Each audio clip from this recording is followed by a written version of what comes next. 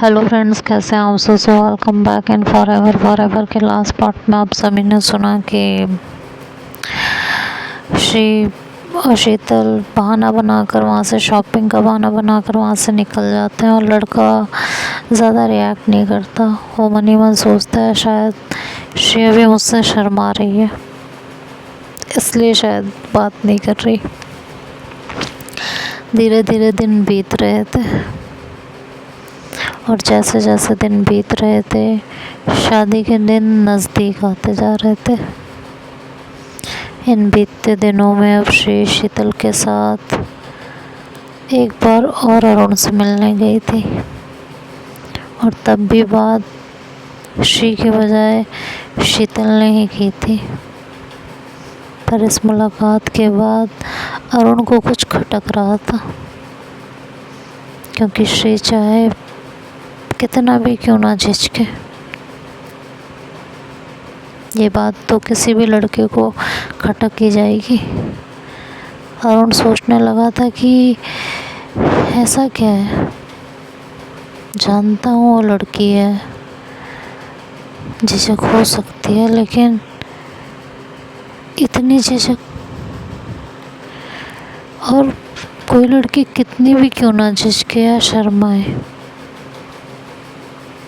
पर वो खुश तो दिखनी चाहिए ना। वो तो खुशी नहीं दिखी।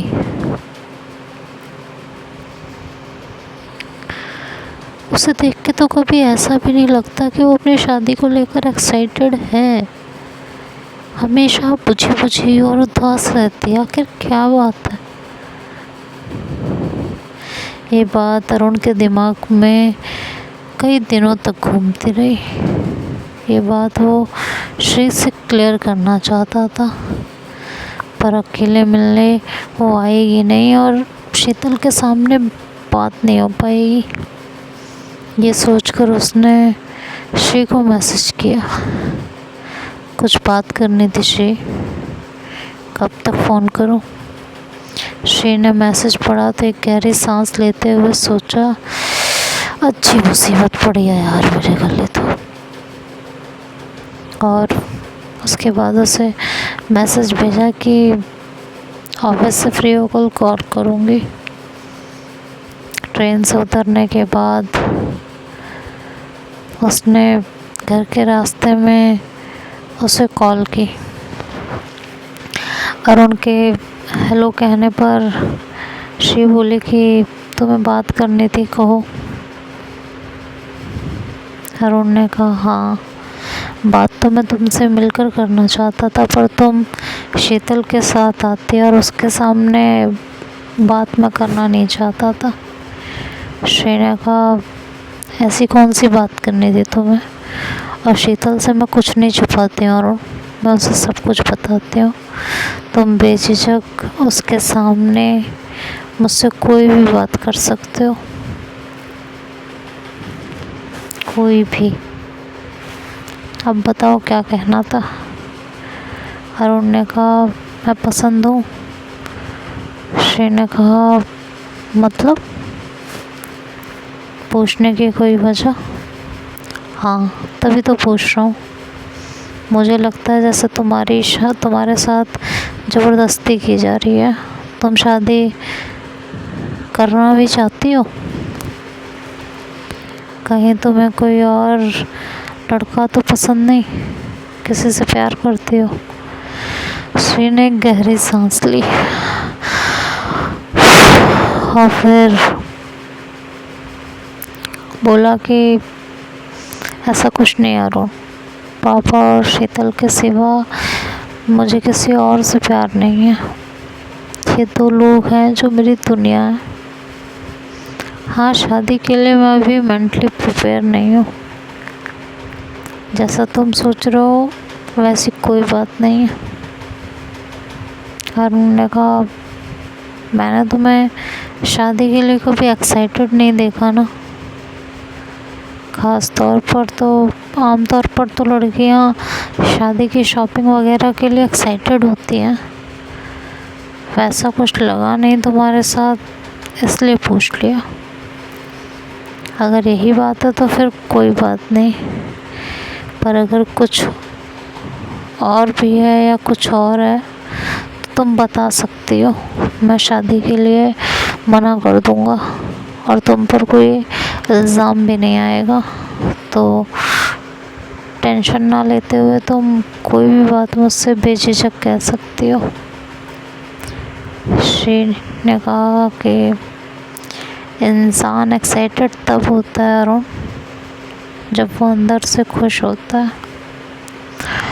और सच ये भी है कि मैं ये शादी सिर्फ पापा की खुशी के लिए कर रही हूँ, वरना शादी में मेरा कोई इंटरेस्ट नहीं है। किसी लड़के का कोई चक्कर नहीं है। अब तुम शादी के लिए मना करना चाहते हो तो तुम्हारी मर्ज़ी, सोच समझ लो। अरुण ने कहा ठीक है, मुझे बस यही पूछना था, रखता हूँ, बाय। ये कह के उसने फ़ोन रख दिया था। धीरे धीरे रात हुई और रात को सोते समय श्री और शीतल की फ़ोन पर बात हुई तो श्री ने शीतल को ये सारी बातें बता दी थी। शीतल ये सुनकर डाउट में थी कि अरुण क्या करेगा, कहीं मना तो नहीं कर देगा शादी के लिए। कहीं श्री से बात करने के बाद उसने अपना इरादा तो नहीं बदल दिया। शीतल सोचती रही और फिर उसने कुछ डिसाइड किया कि उसे अब आगे क्या करना है।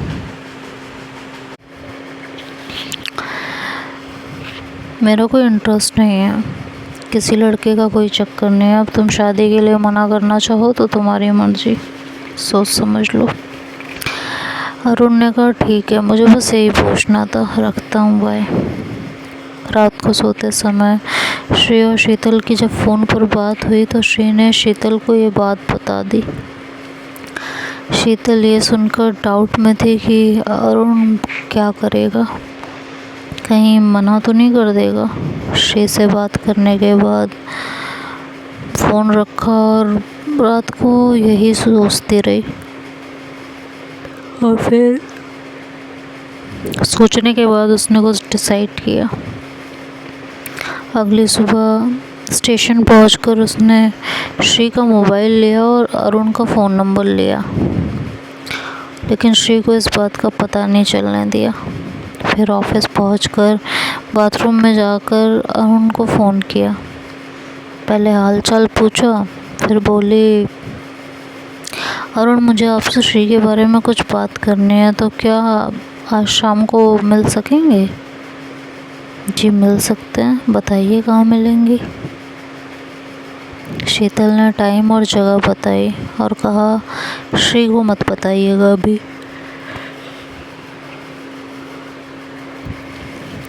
मिलने के बाद बताइएगा जो भी बताना हो। अरुण ने ओके कहकर फ़ोन काट दिया। लंच में शीतल ने श्री से बताया कि मैं आज शाम कहीं जा रही हूँ, तो आज मैं तुम्हारे साथ स्टेशन नहीं जाऊँगी। क्यों, कहाँ जाना है तुम्हें? किसी काम से जा रही हूँ, शाम को बताऊँगी, और पूछने की जिद मत करना प्लीज़। ये सुन के श्री चुप हो गई, पर वो हैरान ज़रूर थी कि शीतल ऐसे कहाँ जा रही है जो पता नहीं रही। ऐसा तो कभी हुआ नहीं।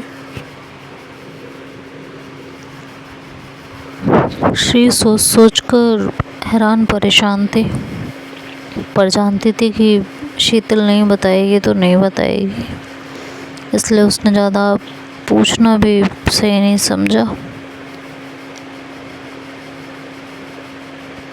और कहा कि तो रात तक इंतज़ार करना पड़ेगा। शीतल ने कहा हाँ। छुट्टी के बाद शीतल श्री को बाय बोली और आई लव यू बोलकर दूसरी तरफ मुड़ गई। शीतल पहले पहुंची थी। अरुण को आना देखकर उसे कॉल की तो अरुण ने कहा 10 मिनट में पहुंच रहा हूँ। 10 मिनट बाद अरुण पहुंचा तो हाय हेलो हुई, हाल चाल पूछा गया और फिर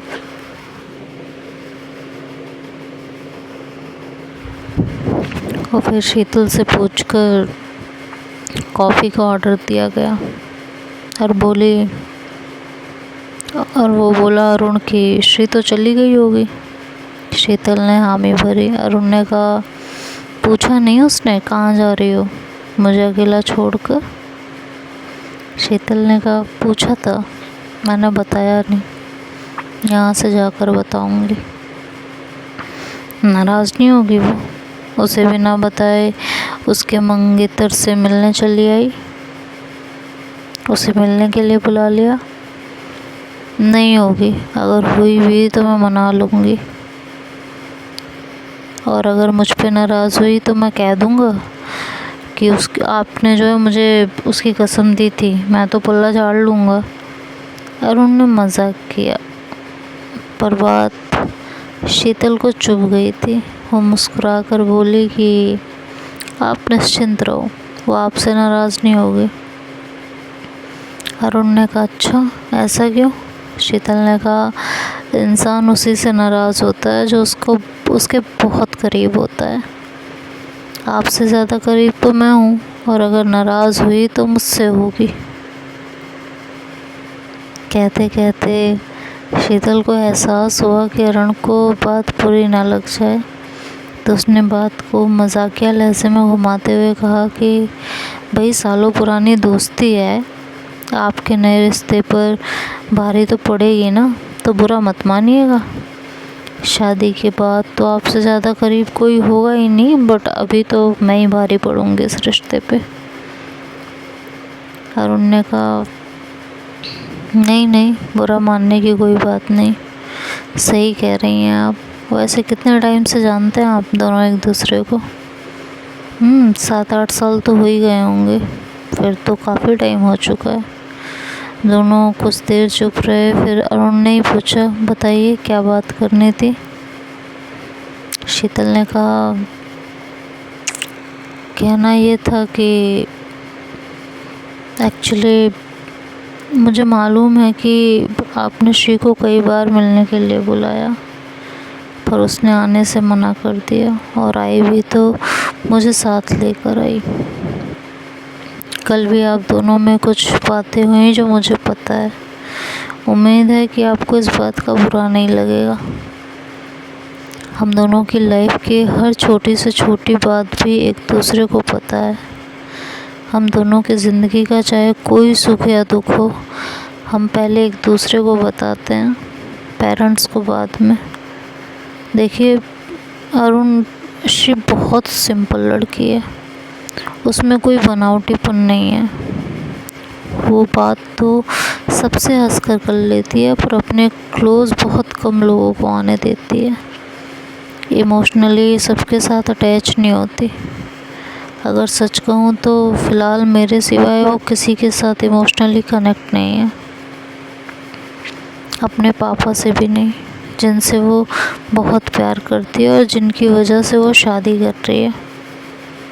शायद अपनी मम्मी के जाने के बाद से ऐसी हो गई है, इसलिए आपको उसके साथ थोड़ा पेशेंस दिखाना पड़ेगा, पेशेंस के साथ उसे हैंडल करना पड़ेगा। आप मुझे समझदार और मैच्योर इंसान लगे, इसलिए आपको बुलाया है। अगर आप आजकल के लड़कों की तरह होते तो शायद आपको इस तरह बात करने के लिए ना बुलाते।